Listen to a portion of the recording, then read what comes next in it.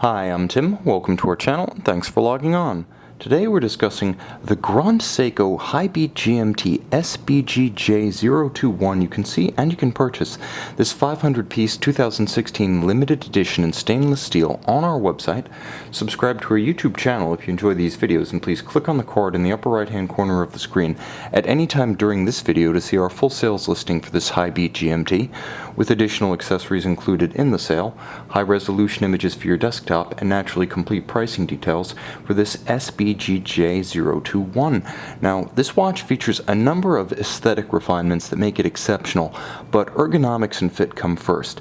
The watch is 40 millimeters across the round of the case, not inclusive of the crown. My wrist is 16 centimeters in circumference, oval in profile, so you get a good sense of the watch's stance. Now, it's 14.5 millimeters thick. There is a little bit of a lip to the side of the bezel.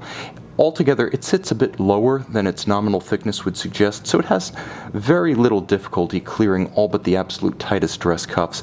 From lug to lug, it's a contemporary 49.6 millimeters, but it doesn't quite verge into oversized territory. It has substance on the wrist. It feels meaty.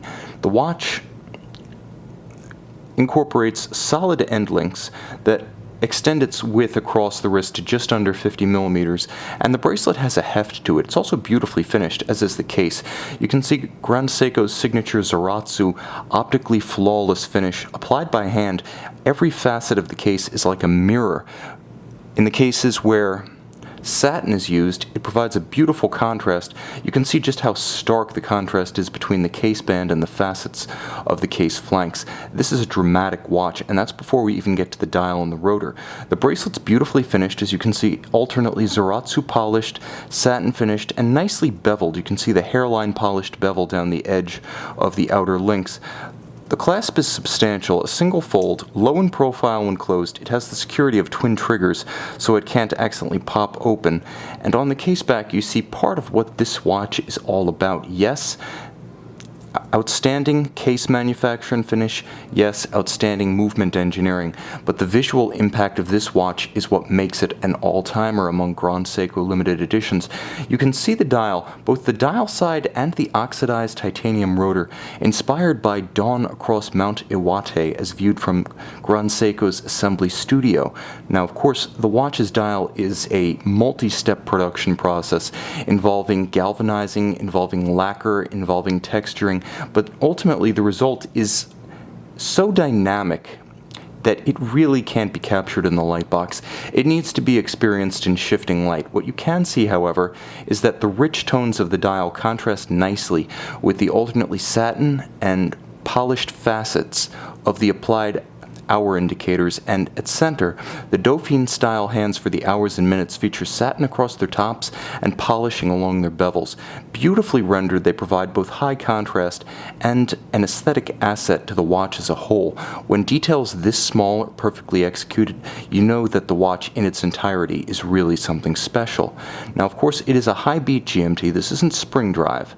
This is a 36,000 vibration per hour, 10 beat per second movement, much like the Zenith El Primero, but far more modern with a 55-hour power reserve. Now, it is a GMT, and I mentioned that there's a Dauphine-style hour hand, and sure enough, there it is. You can advance it without stopping the balance. Note, seconds continue to advance. The 24-hour hand and the local hour hand continue to advance. You can use this hand to set the time as you jump through time zones, forward or backward with no hazard to the movement. The crown, which is a screw-down unit, endows the watch with 100 meters of water resistance. The watchmaker assembled and watchmaker regulated 37 jewel in-house automatic caliber features a rotor of oxidized titanium that's designed to evoke the same mountainside morning colors and the same richness and drama as the dial, just with a completely different composition. The effect, however, is the same, impressive, and yet you do have enough of a glance at the Grand Seiko Hi-Beat GMT caliber beneath to appreciate that it too has been finished with scrupulous attention to detail.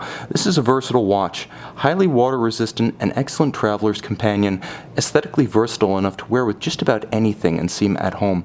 This is a fantastic opportunity to own a watch that is outside the big three of Rolex and Breitling and Omega, but offers no compromise in the quality or pedigree that those three bring to the table.